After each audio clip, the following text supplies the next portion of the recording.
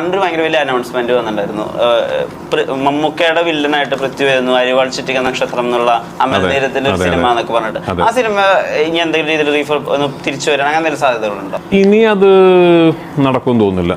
അതിൻ്റെ ഒരു ആ സിനിമയിൽ എനിക്ക് ഭയങ്കര ഇൻട്രസ്റ്റിംഗ് ആയിരുന്നൊരു പരിപാടിയായിരുന്നു. ആ സിനിമയുടെ ഒരു പശ്ചാത്തലവും അതിൻ്റെ കഥയിൽ കമ്മ്യൂണിസ്റ്റ് പശ്ചാത്തലമല്ല, ഒരു ഇൻഡിപെൻഡൻസ് ടൈമിലുള്ള ഇന്ത്യക്ക് സ്വാതന്ത്ര്യം കിട്ടുന്ന സമയത്ത് ഇവിടുത്തെ ഒരു ഹിൽ സ്റ്റേഷനിൽ ഒരു മലയോര പ്രദേശത്ത് നടക്കുന്ന ഒരു കഥയായിരുന്നു. അതിൻ്റെ പശ്ചാത്തലം അതിൻ്റെ കഥയിലെ കുറേ ഭാഗങ്ങളും എല്ലാം മറ്റൊരുപാട് സിനിമകളിൽ ഇപ്പോൾ വന്നു കഴിഞ്ഞു.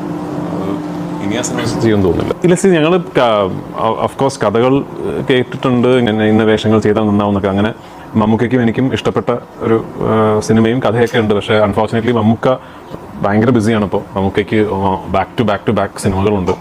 അപ്പോൾ ആ സമയം കണ്ടെത്തുക എന്നൊക്കെ ഉള്ളതാണ് എൻ്റെ ചാലഞ്ചസ്.